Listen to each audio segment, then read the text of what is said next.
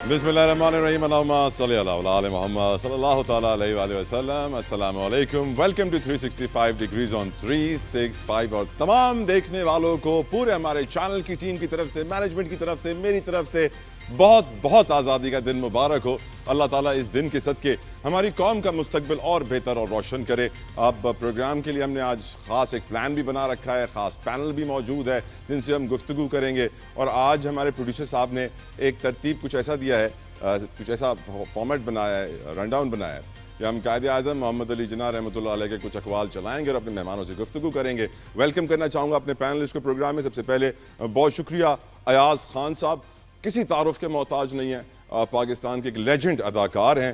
بہت شکریہ ایاز صاحب for joining us and giving us your precious time. Professor doctor Javed Iqbal صاحب، بہت شکریہ سر آپ کے وقت کے لیے۔ السلام علیکم۔ بریگیڈیئر ریٹائرڈ غضنفر علی صاحب، بہت شکریہ بریگیڈیئر صاحب آپ کے وقت کے لیے، اور سروت اعجاز قادری صاحب بھی ہمارے پینل کا حصہ بنیں گے۔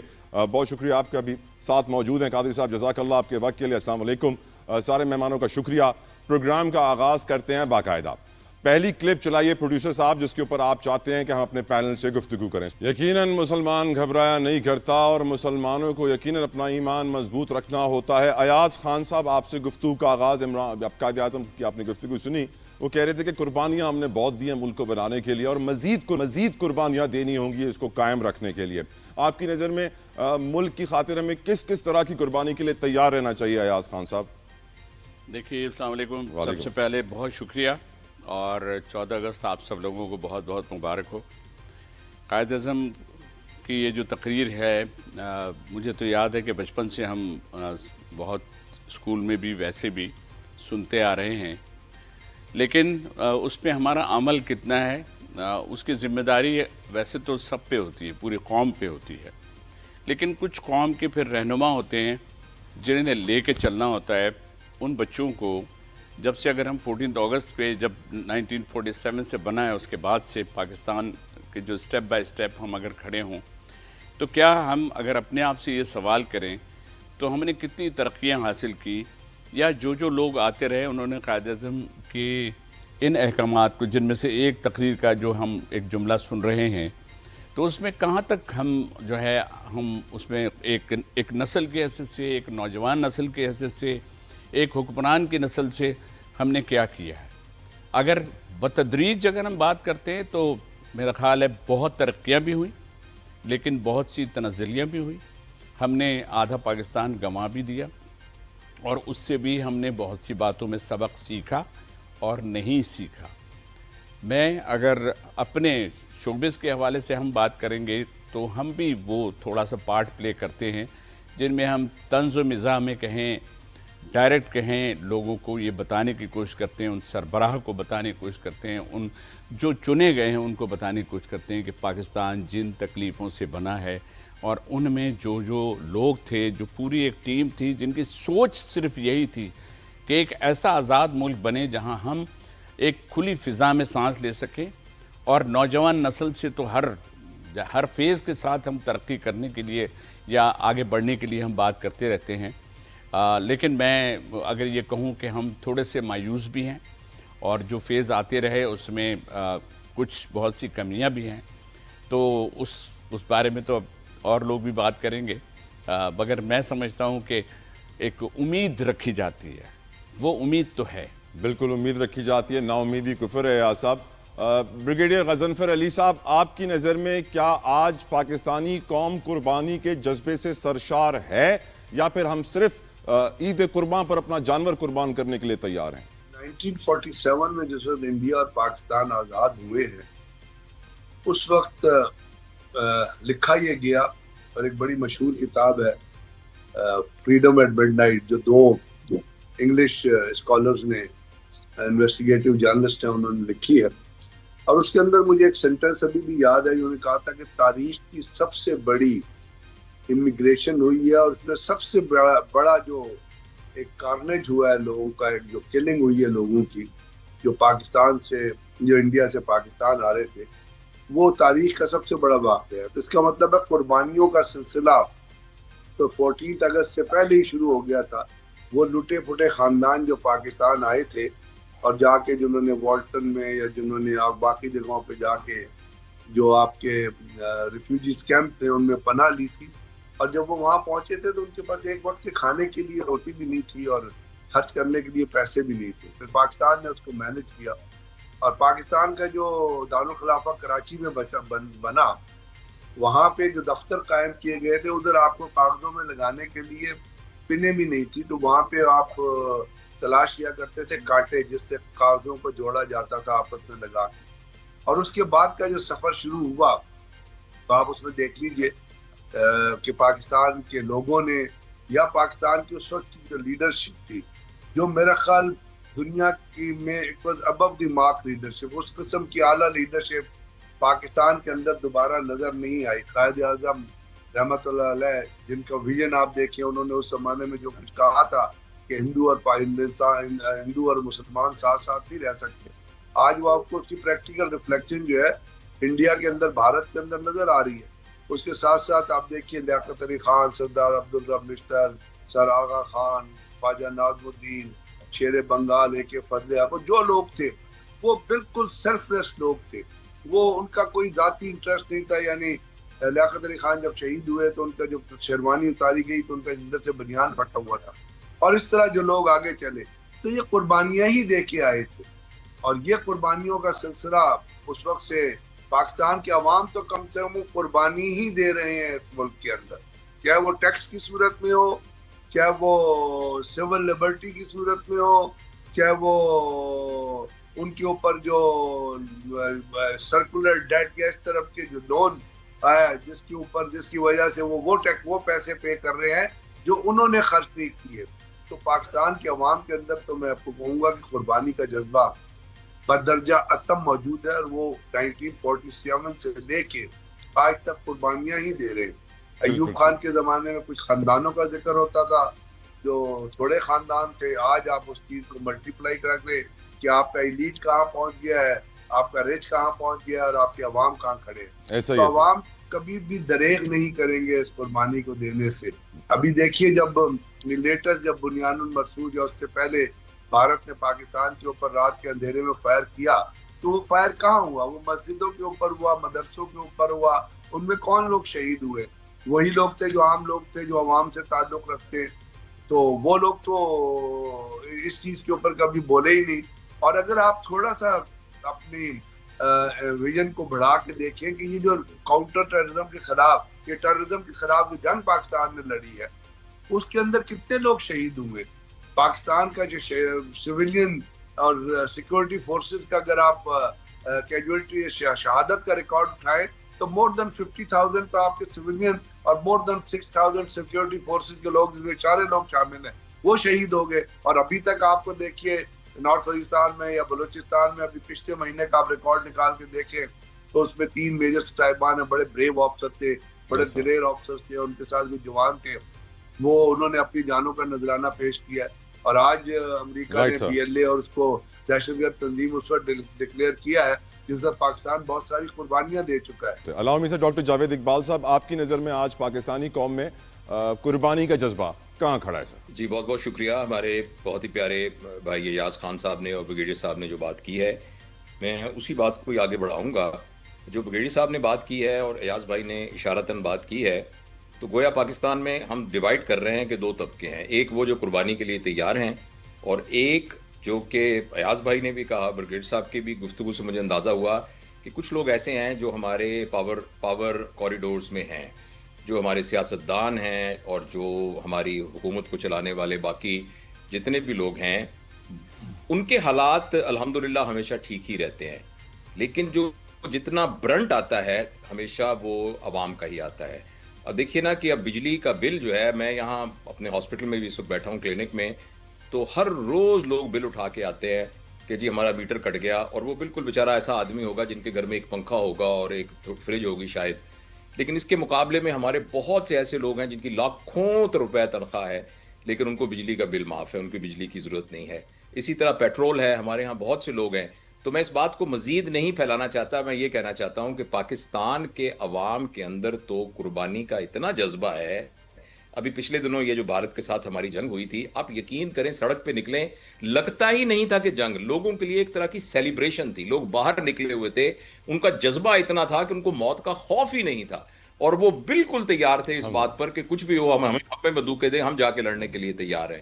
تو عوام تو ہمیشہ قربانی کے لیے تیار ہی ہوتے ہیں، لیکن یہ بہت ضروری ہے کہ یہ قربانی جو ہے وہ تمام لوگ جو پاکستان کے وسائل کو مینیج کرنے کی رسپانسبلٹی پر ہیں، وہ قربانی کا کچھ حصہ وہ بھی دیں۔ اور اس کی وجہ سے اب ہمیں سچ بولنا چاہیے، اس کی وجہ سے عوام کے اندر ایک طرح کی بڑی تکلیف ہوتی ہے انہیں دیکھ کر کہ یہ ملک کے اندر پولرائزیشن کیوں ہو رہی ہے، کہ ایک طرف تو یعنی بیچارے بیکاریوں کی لائن لگی ہوئی ہے، اور ایک طرف ایسے لوگ ہیں کہ وہ ایک ایک دن کا اسمبلی کا جو خرچہ ہوتا ہے وہ کروڑوں روپے کے اندر ہوتا ہے، اور اسی طرح ہماری بیوروکریسی، اس طرح ہماری اسٹیبلشمنٹ، اسی طرح ہمارے جو اوپر کے بڑے لوگ ہیں، سارے ہمارے ایوان عدل کے جتنے لوگ ہیں اور سارے لوگ۔ تو میں یہ سمجھتا ہوں کہ جو عوام کے اندر جذبہ ہے اس طرح کا جذبہ ان اسٹیٹا میں بھی ہونا چاہیے انشاءاللہ۔ انشاءاللہ۔ قادری صاحب بہت شکریہ آپ کے وقت کے لیے۔ یہ بتائیے آپ کی نظر میں اس وقت قوم کے اندر قربانی کا جذبہ کس لیول پہ ہے سر؟ اعوذ باللہ من الشیطان الرجیم، بسم اللہ الرحمن الرحیم۔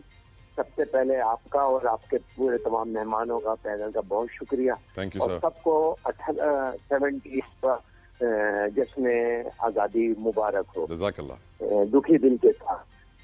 اور لیکن ابھی ایاز بھائی کی، بریگیڈیئر صاحب کی، اور ابھی ڈاکٹر صاحب نے جو باتیں کی ہیں اس کے ساتھ میرا ووٹ ہے، اور میں سمجھتا ہوں کہ یہ سوچنا ہمیں اور آپ کو چاہیے کہ پاکستان بنا 20 لاکھ کی قربانیاں دی، ہمارے وہ ہیرو جن کی قربانیاں، نہ ہم ان کی تاریخ پڑھ رہے ہیں، نہ ہسٹری پہ کوئی ذکر ہوتا ہے۔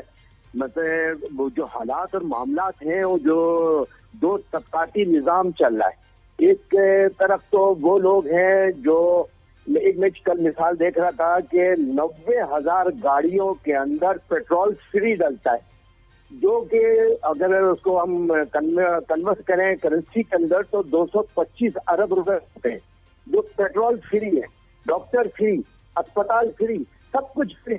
اور غریب کی غربت، غریب کو مٹانا ہے، غربت مٹانی ہے، غریب کو مٹا دو۔ لیکن پچھلے دنوں جو بھارت کے ساتھ بنیان المرصوص شروع ہوا، اور اس میں جو فوج کا کردار تھا اور قوم کا کردار تھا، فوج بھول گئے کیا تکلیف ہے، کھانا ہے یا نہیں، چائے ہے نہیں، گھر میں بچے بھوکے مر رہے نہیں، خودکشی ہو رہی ہے نہیں۔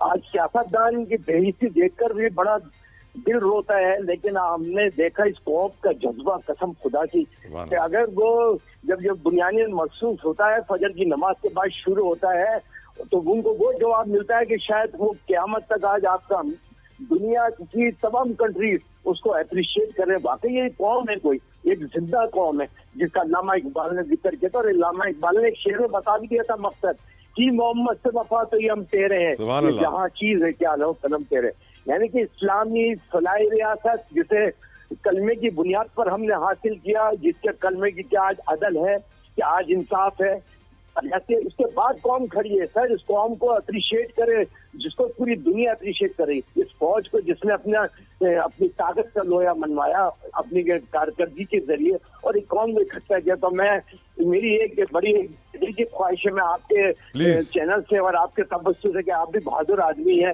اگر کہنے کی اجازت دے دیں مجھے، کہ ایک بنیاد مرصوص ہم نے مئی کو کیا، 10 مئی کو، اور ہم نے ان کو ریٹرن دیا۔ ایک بنیاد مرصوص انٹرنل چاہیے، ایک انٹرنل پاکستان کے اندر، تاکہ معاشی ترقی کے پہیہ چلا سکے، اس کو ترقی کے لا سکے، بے روزگاری ختم کر سکے، روزگار لا سکے، اور وہ بنیاد مرصوص ہو کرپشن کے خلاف، زیادتیوں کے خلاف، اور بے انصافیوں کے خلاف۔ اور وہ لوگ جو اشرافیہ، وہ تو یقیناً سر ہم تو 78 سال سے یہی سن رہے ہیں، نازک دور سے گزر رہا ہے، ہمارا گزر رہا ہے، اشرافیہ کا تو نہیں ہے۔ ان کی تو 2.5 لاکھ روپے تنخواہ تھی، تو آج ان کی 21 لاکھ ہو گئی، یعنی کہ 600% آج تک میں تاریخ دنیا کی اتنی انکریز ہو گئی ہے ان کو تو ضرورت ہی ہے۔ Viewers, independence day special show हमारा जारी है और इस शो के अंदर हम बाबा कौम के मुख्तलिफ अक़वाल अपने मेहमानों के सामने रख रहे हैं और उस पर गुफ्तगू कर रहे हैं। सुनवाइए प्रोड्यूसर साहब, नेक्स्ट क्लिप हम डिस्कस करने वाले हैं कायदे आज़म मोहम्मद अली जिन्ना का कॉल। बहुत ज़रूरी पैगाम, हमें अपनी इंस्पिरेशन और गाइडेंस, रहनुमाई और हमें सब कुछ अपनी ज़िंदगी में रोज़मर्रा की ज़िंदगी गुजारनी है वो अपने कुरान पाक से सीख कर गुजारनी है। आज का मुसलमान, आज का पाकिस्तानी जो अपनी ज़िंदगी गुजार रहा है वो कुरान पाक से किस कदर करीब है। और ये सवाल पहले मैं कादरी साहब आपकी तरफ ही रख रहा हूँ, सरवत एजाज कादरी साहब, कि जो कायदे आज़म ने कहा था कि अपनी ज़िंदगी की गाइडेंस और इंस्पिरेशन कुरान पाक को रखना, आज के नौजवान की इंस्पिरेशन और गाइडेंस क्या कुरान पाक है आपकी नज़र में? एक चीज जो मैं आपको,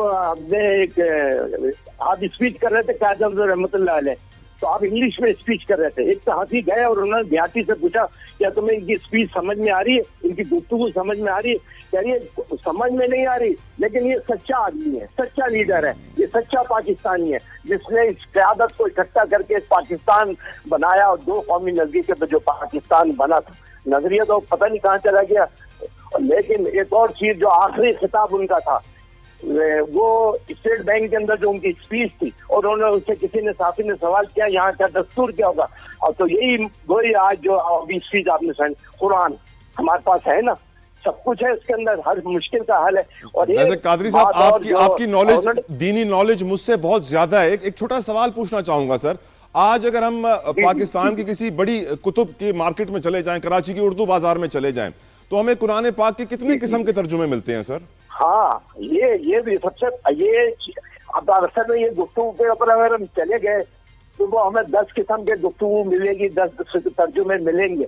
लेकिन मकसद सिर्फ ये है कि उसको गवर्नमेंट की रेट कहाँ है। तुर्की के अंदर भी है, आप दुनिया के इस्लामी ममालिक में जाओ, वहाँ एक सिस्टम चलता है, गवर्नमेंट का कंट्रोल है, सारी चीजें हैं, तरीके से बात होती है, ये मौजूद है, ये बात करना है। तो हमारे पास ना सजाएं ना जजाएं। अब उन्होंने ये कहा था अल्लाह से जंग बंद कर दो, अब अल्लाह से जंग बंद कर दो, कुरान कह रहा अल्लाह से जंग बंद कर दो, कोई जंग कैसे बंद हो जाए? तो अब ख्वाजा आज़म रहमतुल्लाह अलैह कोई दरगाह के किसी के पढ़े हुए नहीं थे, किसी मदरसे के, लेकिन आप उनकी स्पीच सुन ले, स्टेट बैंक की जो आखिरी उनके लफ्ज थे, उन्होंने कहा था ये सूद सिस्टम खत्म कर दो। आज शरी अदालत में 2 दफा फैसला हो चुका है, 18 साल से हम इस निज़ाम को नहीं बदल सके। उन्होंने कहा अपना बैंकिंग का निज़ाम हमें अल्लाह और रसूल के मुताबिक अपने मैशत को उसके मुताबिक ढालना होगा, अपने मामलात को उनके मुताबिक ढालना होगा। अभी आपने स्पीच कादिर अब्दुल्ला की भी सुनाई और स्टेट बैंक की, क्योंकि आप एक हिस्ट्री के स्टूडेंट भी है, तो कायदे आज़म को जो आखिरी खुतबा था जो स्टेट बैंक में उन्होंने दिया था, जब उनसे ये सवाल साथियों ने किया था, तो हज़रत उन्होंने ये कहा था हमने अपने निज़ाम को बदलना होगा और इस्लामी निज़ाम के मुताबिक अपनी करेंसी को बदलना होगा। इसका तो कोई ताल्लुक किसी उससे नहीं है ना, इसका फायदा तो, इसका बेनिफिशियरी तो पूरी 25 करोड़ आवाम है ना, इसकी बेनिफिशियरी तो आवाम है। इजाजत दें डॉक्टर साहब, नबी करीम सल्लल्लाहु अलैहि वसल्लम का फरमान आली शान है कि 2 चीज़ें छोड़ के जा रहा हूँ, पकड़ के रखना, कामयाबी जन्नत ज़रूर मिलेगी, एक कुरान पाक, एक मेरे अहले बैत की इतरत।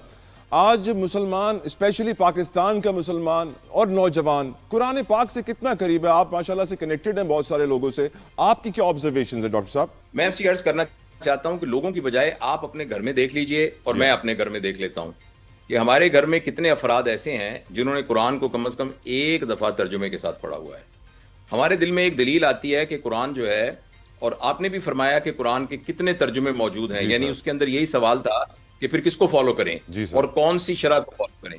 देखिए, मैं और आप अंग्रेजी बोल लेते हैं, मुझे नहीं पता आपकी मादरी जबान क्या है, मगर मेरी मादरी जबान पंजाबी है। जब मैं स्कूल में दाखिल हुआ था तो मैं उर्दू नहीं बोल सकता था और मैंने वहां जाके उर्दू सीखी और उसके बाद मैं इंग्लैंड के अंदर, ऑस्ट्रेलिया के अंदर पढ़ाता रहा और अंग्रेजी जबान में अंग्रेजों को पढ़ाता रहा। तो मैंने अंग्रेजी जबान सीखी क्योंकि मुझे लगा कि इसके जरिए से मेरे रोजगार में इजाफा होगा। तो क्या वो जबान जिसके 70% अल्फाज वही हैं जो उर्दू में मुस्तामिल हैं, क्या उसको सिखाया नहीं जा सकता था? तो हमने हमारे कुरान से दूर होने की वजह एक लैंग्वेज का हमारे जहन में एक ख्याल है कि ये जबान हमें नहीं आती इसलिए। तो आप मोहताज क्यों हैं उन तर्जुमों के? जहां आपको मुफ्ती साहबान की ज़रूरत है, जहां कोई क्रिटिकल प्रॉब्लम है, कोई तलाक का मसला है, कोई जायदाद के बंटवारे का मसला है, तो आपको क्रिटिकल मसला पूछना है तो मुफ्तियान से पूछिए। बाकी ईमानियात की 70-80% आयात वो ऐसी हैं जिसके समझने के लिए आप डायरेक्ट समझ सकते हैं। तो मैं तो एक दफा ये जो लेकिन डॉक्टर साहब कथा कलामी की माजरत सर, اب آپ نے ایک بڑی اچھی بات کہی کہ ہر کسی کے گھر میں ایک شخص ہوتا ہے جس نے ایک بار قرآن پاک عربی میں پڑھ لیا ہوتا ہے اور وہ سمجھتا ہے کہ اس نے قرآن پڑھنے کا فرض نبھا دیا ہے. لیکن جو قائد اعظم صاحب ذکر کر رہے تھے کہ انسپریشن اور گائیڈنس، وہ انسپریشن اور گائیڈنس تو تبھی آئے گی جب آپ سمجھیں گے. سمجھنے کے لیے آپ کو تفاسیر کی طرف جانا پڑے گا. there is no other way. تو آپ نہیں سمجھتے کہ نوجوانوں کو یہ سمجھانا کہ ترجمے کے بعد تفسیر بھی پڑھنا ضروری ہے؟ it's very important sir. دیکھیے جو تفاسیر ہے نا جی، ان میں بہت سی کنٹروورسی بھی ہے. دیکھیں تفسیر میں لکھی ہوئی بات سے اختلاف بھی کیا جا سکتا ہے، اور اگر آپ تفاسیر کی، میں عالم تو نہیں ہوں، قاضی صاحب بیٹھے ہیں، لیکن مجھے اتنا ایز اے طالب علم یہ بات پتہ ہے کہ تفاسیر کی بھی مختلف بیسز ہیں. جو سب سے پرانی تفسیر ہے نا، تفسیر ابن کثیر، اس کی بیسز یہ ہے کہ جو ہمارے اسلاف نے اس کا ترجمہ، یعنی حضرت ابن عباس نے جو ترجمہ کیا، جو انہوں نے مطلب سمجھا وہی مطلب سمجھنا چاہیے، جو حضرت عمر نے مطلب سمجھا وہی مطلب سمجھنا چاہیے. بعد میں کچھ ایسی تفاسیر آئیں جو کہ لغت کے اوپر بیس تھیں. بعد میں پھر یہ مولانا مودودی صاحب کی تفسیر، ڈاکٹر اسرار احمد صاحب کی تفسیر، وہ اس بنیاد پر تھی کہ جو عام مفہوم سمجھ میں آتا ہے وہ کیا ہے. تو ہم اس بحث میں نہیں پڑھنا چاہتے. میں ذاتی طور پر ایز اے طالب علم یہ سمجھتا ہوں کہ جب آپ کو تفسیر پڑھنی ہوگی تو آپ کو بہت ساری تفاسیر پڑھنی ہوں گی. لیکن پاکستان میں اس وقت عربی زبان کو سمجھنے کے ایک آرگنائزیشن ہے، کریکٹر ایجوکیشن فاؤنڈیشن، جس کے ساتھ میں کام کرتا ہوں والنٹیرلی. ان کی فیس بک، یوٹیوب کے اوپر فری لیسنز موجود ہیں. اس طرح بہت سے اساتذہ ہیں جس میں آپ 1-2 مہینے میں قرآن کو عربی زبان میں سمجھنے کے قابل ہو جاتے ہیں. ایک تو یہ بات ہے، لہٰذا یہ ایکسکیوز ہماری بالکل نہیں چلنی چاہیے. اور ہم سب پتہ ہے کہاں سے شروع کریں؟ تلا ہم اپنے گھروں سے شروع کریں. میں دیکھوں میری بیوی کو آتا ہے کہ نہیں آتا، بچوں کو آتا ہے کہ نہیں آتا. آپ اپنے گھروں میں دیکھیے، اور ہم تو کم از کم شروع کریں. ذاتی تجربے کی بنیاد پہ بتاتا ہوں کہ اگر آپ قرآن کو سمجھ کر پڑھنا شروع کر دیں تو آپ کی زندگی میں معجزے ہونا شروع ہو جاتے ہیں. سبحان اللہ. بریگیڈیئر صاحب، آپ کی نظر میں آج کا یوتھ، آج کا پاکستانی قرآن پاک سے کیا انسپریشن اور گائیڈنس لے رہا ہے جس طرح قائد نے کہا تھا سر؟ پہلے تو یہ سوچے کہ آج کا نوجوان کیوں نہیں لے رہا، اور اس کی وجہ سب سے بڑی میری نظر میں یہ ہے کہ جس وقت میں نے پڑھا تھا، جب میں نے اپنا تعلیم شروع کی تھی، تو میری کتابوں کے اندر، اسلامیات کی کتابوں کے اندر یا اردو کی کتاب کے اندر، ایون انگلش کی بک کے اندر، اسلامیات کی کتاب کے اندر بہت ساری آیات تھی جن کو ہمارے اسکول میں پڑھایا جاتا تھا بمعنی ترجمہ. اردو کی آیت، اردو کی کتاب کے اندر ہمارے سارے کے سارے جو موومنٹ آف پاکستان ہے، پاکستان موومنٹ کے بارے میں اور اس کی بیک گراؤنڈ، ہسٹوریکل پرسپیکٹو کے بارے میں، اور جو قائد اعظم کے اقوال ہیں اس کے بارے میں تمام کی تمام چیزیں بیان کی جاتی ہیں. اب آپ مجھے آج بتائیے کہ آج کا جو بچہ پڑھ رہا ہے اس یوتھ کو بلیم کرنے کی بجائے آج جو آپ ڈفرینٹ سلیبائی بھی پڑھ رہے ہیں، جس میں آکسفورڈ بھی ہے، جس میں کیمبرج بھی ہے، ایون وہ چھوڑ دیں، آکسفورڈ کیمبرج چھوڑ دیں، آپ پاکستان کا سلیبس اٹھا کے دیکھ لیجئے جو آپ کا پنجاب ٹیکسٹ بک بورڈ یا سندھ ٹیکسٹ بک بورڈ یا باقی کا جو ہے، اس کے اندر اسلامیات کے اندر سے قرآن پاک کی آیات اور ان کے ترجمے کس نے نکالے. بعض دفعہ مجھے ایک دفعہ یاد ہے، ایک دفعہ میں ریکشنل پڑھ رہا، ایک جگہ پڑھ رہا تھا کہ یہ آیت اس لیے نکالی کہ یہ جہاد کی طرف اشارہ کرتی ہے. تو اس یوتھ کو بلیم کرنے کی بجائے پہلے تو اپنے سسٹم کے اندر دیکھیے نا. گھر کے اندر تو تعلیم دینا بہت ضروری ہے، اور بہت سارے لوگ ہیں جو گھر کے اندر تعلیم دیتے ہیں، گھروں میں قرآن پاک پڑھے جاتے ہیں، آپ کی بچیاں قرآن پاک پڑھتی ہیں، بہت سے سارے مدارس ہیں جو قرآن پاک پڑھا رہے ہیں. لیکن اگر ہم اس چیز کو اپنے نظام تعلیم کے اندر شامل کر لیں، عربک نہ بھی پڑھائیں، ایک اگر میں آپ سے عرض کرتا ہوں عربک نہ بھی پڑھائیں، عربک پڑھائیں تو ہمارے زمانے میں 5 آپشنل لینگویج تھی اسکول کے اندر. بنگالی ہوتی تھی، سندھی ہوتی تھی، عربک ہوتی تھی، پرشین ہوتی تھی. اس میں سے ہمیں اپنے اسکول میں پہلے جب ہم پرائمری میں تھے تو ایک لینگویج سلیکٹ کرنی ہوتی تھی جس کی اسکول کے بعد شام کو کلاسز ہوا کرتی تھی. تو کچھ لوگ عربک کر لیتے تھے، کچھ لوگ پرشین کر لیتے تھے، کچھ لوگ بنگالی کر لیتے تھے کیونکہ اس پاکستان کے ساتھ تھا. اب وہ چیزیں بھی غائب ہو گئی. آپ کے موومنٹ آف پاکستان کی جو چیزیں ہیں وہ بھی غائب ہو گئی سلیبائی سے. قائد اعظم کا بھی ہسٹری نکال لی گئی. تو جب اور جو چیزیں شامل کی گئی ان پہ شرم آتی ہے. ایاز صاحب، آپ کا اس ایشو کے اوپر، اس سوال کے اوپر کیا رائے ہے سر؟ پلیز آگاہ کیجیے.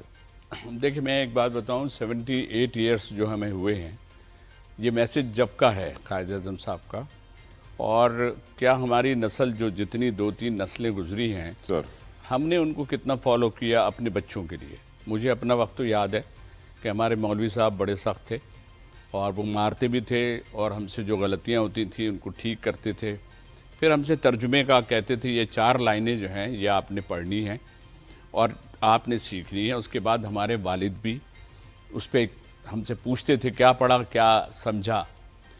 قرآن کو جو سمجھنے والی بات جو ابھی اوور آل ہوئی ہے اس میں میں یہی کہوں گا کہ آپ فرینچ پڑھ لیں, کوئی بھی جرمن پڑھ لیں, کوئی بھی زبان پڑھ لیں, اگر آپ کو اس کی میننگ سے نہیں پتہ تو آپ سمجھیں گے کیسے اور اس کو پھر آپ عمل کیسے کریں گے. کریکٹ. اب سیکنڈ آ جاتا ہے کہ اس انوائرمنٹ کا, اس قرآن میں جو لکھا ہے, جو ہمارا دین ہمیں بتاتا ہے, کیا ہم نے اس کو فالو کیا. کوئی بھی کام آپ شروع کرتے ہیں تو آپ اپنے گھر سے کرتے ہیں, محلے سے گلی سے تو نہیں پوچھتے ہوئے کرتے ہیں. تو جو قرآن نے ہمیں بتایا کیا ہم اس لیے کہہ رہے ہیں کہ وہ جو بچے بڑے ہو رہے ہیں نا تو اس میں وہ دین سے کتنا دور ہے. پہلے تو ہم یہ دیکھیں ماں باپ سے دور ہو رہے ہیں یا آگے دور ہو رہے ہیں, آگے چیزیں آ گئی ہیں جنہوں نے بالکل ہی دور کر دیا اور وہ ہر چیز جو ہے اس پہ آ گئی ہے. آپ کے ابا کا نام کیا ہے تو وہ اس میں دیکھ کے بتا رہے ہیں کہ جی میرے ابا کا نام یہ ہے. میں مثال آپ کو اس لیے دے رہا ہوں کہ ہم ایک مسلمان ہیں, یہ ایک مسلمان مملکت ہے اور جس کو ہر سال ہم مناتے ہیں. جس جذبوں سے میں بچوں کو دیکھ رہا ہوں, ان چھوٹے بچوں کو جن کو ابھی پاکستان کے بارے میں نہیں پتہ 6-7 سال کے, لیکن ان کے جذبے کا یہ ہے کہ وہ دوسروں کو بھی فالو کر رہے ہیں اور اپنے جھنڈے کو جس طرح وہ لہرا رہے ہیں, پھر وہ جو بھی ان کو یاد ہے وہ گا رہے ہیں, جو بچوں کو اسکولوں میں جو کچھ پڑھایا جا رہا ہے, جو ٹیچرز بتا رہی ہیں. تو کوشش سب نے کی, لیکن اس کوشش کو اس طرح نہیں لیا گیا جیسے ایک فارمیٹ بنتا ہے. ایک گھر کے اصول ہوتے ہیں, ایک ملک کے اصول ہوتے ہیں, پھر اسکول میں جو تعلیم دی گئی اس تعلیم میں ہم دیکھیں کہ دین کو کس طرح رکھا گیا. پڑھنا, قرآن کو ختم کرنا, قرآن ترجمے سے چلیں, وہ تو حافظ زیادہ آگے آ گیا کہ جی حفظ کریں اس کے بعد آپ پڑھیں. لیکن میں یہ کہہ رہا ہوں کہ ابھی اوور آل ہماری ساری گفتگو میں یہی بات ہے کہ ہماری یہ ایک مسلمان مملکت ہے اور اس کو جس طرح سب کی نگاہیں دیکھیں, جتنے مسلمان کنٹریز ہیں سب جو ہے نا پاکستان کی طرف سب کی نگاہ ہوتی ہے, ہر بات کی خبر ان کو ہوتی ہے. یقیناً there is no power on earth that can undo Pakistan. Pakistan کی اس وقت ایٹمی طاقت دنیا کو یہ پیغام دے چکی ہے کہ اگر وہ میلی آنکھ اٹھا کے ہماری طرف دیکھیں گے تو یقیناً مشکلات ان کے لیے زیادہ بڑھیں گی. ایاز صاحب, اس میں آپ سے پہلے پوچھوں گا, یہ جو پہلے 3 ورڈز اس کال کے تھے, ڈو یور ڈیوٹی, آج پاکستانیوں کو اپنی ڈیوٹی کا احساس ہے یا نہیں, اس کے اوپر آپ کی رائے سر؟ دیکھیں 2 طرح کی ڈیوٹی ہے. ایک تو ڈیوٹی وہ ہوتی ہے جو گھر پہ ہوتی ہے, مشکل والی, اور ایک ہوتے ہیں جن کے جو پروفیشن ہیں ان کی ڈیوٹی. ایک سارجنٹ کی ڈیوٹی روڈ پہ, ایک دفتر پہ ڈیوٹی جو بھی آفیسر ہے, اور ایک جن کے جیسے ڈپارٹمنٹ ہیں جہاں سے کرپشن شروع ہوتی ہے, اور ایک وہ ڈیوٹی جس میں سچ اور جھوٹ کہا جاتا ہے. پھر ایک ڈیوٹی کہ ہماری ذمہ داری کیا ہے. تو کیا قائد اعظم کے جس مقصد کے لیے پاکستان بنا ہے, ہم اپنے گریبانوں میں اگر جھانکیں تو ہم کو اتنا صاف, اتنا ٹرانسپیرنٹ یہ سب نظر آتا ہے کہ ہم بہت سی چیزوں میں گلٹ ہیں, لیکن ہم زندہ قوم ہیں. تو وہ ہم زندہ قوم کہہ کے ان ساری چیزوں پہ شرمندہ بھی نہیں ہوتے. تو یہ ہم تو بہت سے اپنے اسکٹس میں جب ہم 50-50 کرتے تھے یا آج بھی مزاح کو شوگر کوٹڈ کر کے کرتے ہیں, لیکن وہی ہے نا کہ ایک جملہ جو کہتے ہیں وہ چھڈو یار مٹی پاؤ. تو یہ وہ والی بات ہے, ہر چیز ہم کو پتہ ہے, یہ تو آسانی سے ان کو ملا جو دنیا سے چلے گئے, جنہوں نے قربانیاں دیں اور جنہوں نے پاکستان بنایا, جن کی وجہ سے جشن آزادی آج ہم منا رہے ہیں. یہ ان کے جو احسانات تلے ہم دبے ہوئے ہیں, لیکن ہم ان کو بس 14 اگست کو یاد کر لیتے ہیں, ان کی باتوں کو بھی اتنی اہمیت نہیں دے رہے. ان کی باتوں کو اس لیے کہ اپنی نسل کو تو بتائیں, ان بچوں کو موبائل تو پکڑا دیے ہیں, ان کو صرف پتہ قائد اعظم نے پاکستان بنایا ہے, اس سے آگے کتنی چیزیں ہیں. ان کے آگے فرمان کے بجائے پوری دنیا کی نالج بچوں کو ہے. اگر نہیں ہے تو یہ نہیں پتہ کہ یہ پاکستان جو ہے اس کی ہسٹری, اگر ہسٹری پتہ ہے تو جیسے ماں باپ کے کہنے مانے جاتے ہیں, بیٹا یہ کرو گے, یہ نہیں کرو گے, یہ غلط ہے, یہ صحیح ہے. کیا ہم ایسا کرتے ہیں یا ہمارے پاس اس کے لیے ٹائم ہی نہیں ہے؟ ہم تو ایک دوسرے کو ایموجیز پہ رکھ لیا. اب ہم اتنے ایڈوانس اپنے ملک کے لیے کہ اپنے والد کو بھی اگر پوچھیں گے تو ہم سے ملنے کا ہمارے پاس ٹائم نہیں ہے, اور ہم کہہ رہے ہیں ابو آپ کیسے ہیں, پھر اسمائل دے دیا جی فلاں دے. یہ ایموجیز پہ نہیں بنا پاکستان. سبحان اللہ, بہت اچھی بات کہی آپ نے. میں یہ سوال رکھنا چاہوں گا ثروت اعجاز قادری صاحب آپ کی طرف. آپ کی نظر میں اگر ہر پاکستانی اپنی اپنی ڈیوٹی صحیح طرح کر رہا ہوتا تو کیا ہم سندھی پنجابی بلوچی پٹھان ہوتے، پاکستانی نہ ہوتے قادری صاحب؟ بس ایسے گفتگو جو ہے یقیناً مجھ سے دل چاہتا ہے بول کر بولیں، سچ بولیں، قائد اعظم کی طرح سچ بولیں، قائد اعظم کی باتوں پر عمل کریں، لیکن جس پہ ذمہ داری جیسے میں گھر کا بڑا ہوں تو میری رسپانسبلٹی میں اپنی فیملی کو کیسے لے کر چلنا ہے اس کی بھی پلاننگ کرتے ہیں، اچھی تعلیم کی کوشش کرتے ہیں، اچھا اسکول ڈھونڈتے ہیں، اچھا ٹیوٹر ڈھونڈتے ہیں۔ ہم سمجھتے ہیں کہ جو ہم لیڈر جب چنے ہیں تو ہمیں بھی وہ دیکھنا ہے کہ ملک کے وفادار کون ہے یا وفاداری نبھانے والے کون ہیں۔ سب سے بڑی بات تو یہ ہے، اب ہم لیڈرشپ آج مجھے آپ بتا دیجئے ایمانداری سے ہاتھ رکھ کے بتا دیجئے کہ یہ کیا لیڈرشپ اپنی اس قوم کے لیے کچھ کر رہی ہے؟ کیا لیڈرشپ سے اس کے پاس کوئی عوام کے لیے کوئی چیز ہے دینے کے لیے؟ یہ صرف ایسے ہی ہم نے 4 اگست مناتے رہیں گے؟ آج دنیا ممالک میں جاپان کے ساتھ 17 سال رہا سر، آج دنیا کا میں دیکھا، ابھی آپ بات کر رہے تھے، عوام سر اپنی جگہ ہے، ان کو کوئی گائیڈ کرنے والا لیڈرشپ نہیں ہے آپ کے پاس، ایماندار لیڈرشپ نہیں ہے، سچی لیڈرشپ نہیں ہے۔ اگر آج جاپان میں 17 سال ان کے ساتھ رہا تو میں نے یہ دیکھا کہ دنیا کے 10 کے اندر نمبر 1 کوئی اسلامی ملک نہیں ہے ایمانداری میں، ٹوکیو ہے، جاپان ہے نمبر 1۔ اب جا کے وہاں دیکھیں، ان کے مینرز دیکھیں، ان کے ایٹیکیٹس دیکھیں، ان کی ترقی دیکھیں، وہ ہمارے بعد آزاد ہوئے، 2 بم کھائے انہوں نے، ہیروشیما دیکھا، ناگاساکی دیکھا۔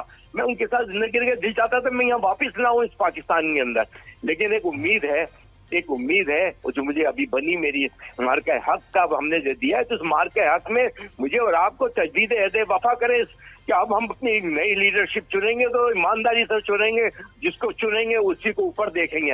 ہم نے اچھی لیڈرشپ لے کر آنی ہے، قوم میں ہے جذبہ ابھی بھی۔ آپ نے جب کہا آؤ ملک سنوارو تو اپنے لوگوں نے زیور لا کے اپنے گھر بیچ کے آپ کی بارگاہ میں رکھ دیے کہ نہیں آئے چلے پاکستان بناتے ہیں۔ اس پاکستان یہ 22 لاکھ کی قربانی ہے، 70,000 میری بچیوں نے، میری بہنوں نے، میری ماؤں نے قربانی دیے۔ بہت خوب قادری صاحب، بڑی خوبصورت باتیں آپ نے کی ہیں۔ ڈاکٹر صاحب، آپ کی نظر میں جب قائد اعظم کہہ رہے تھے ڈو یور ڈیوٹی، آج ہماری ڈیوٹی کیا ہونی چاہیے سر؟ بس مجھے بہت شرم آ رہی ہے اصل میں اس سوال کا جواب دیتے ہوئے۔ پلیز دیں سر، اور وہ یہ ہے کہ اس میں یہ ہے کہ بنیادی طور پر جو ایک چیز ہم سب سے کوتاہی ہوئی ہے نا، اس میں جو میں اپنی نسل کو ذمہ دار ٹھہراتا ہوں اور جو مجھ سے متصل نسل تھی اس سے ذمہ دار ٹھہراتا ہوں کہ ہم نے تربیت نہیں کی، اپنے آنے والی نسلوں کی تربیت نہیں کی، بلکہ ہم ایک نا بری لیگسی چھوڑ کے گئے ہیں۔ اب آپ خود ہی ایمانداری سے بتائیے کہ کون سی ایسی عدالت ہے کہ جس کے اندر پیسے نہیں چلتے، جس میں مقدمہ ختم ہوتا ہے تو جو رجسٹری والے، جو فلانے والے، وہ پیسے نہیں لیتے۔ انکم ٹیکس کے معاملات لوگ کیسے سارٹ آؤٹ کرتے ہیں، پولیس کے محکمے میں کیا ہوتا ہے۔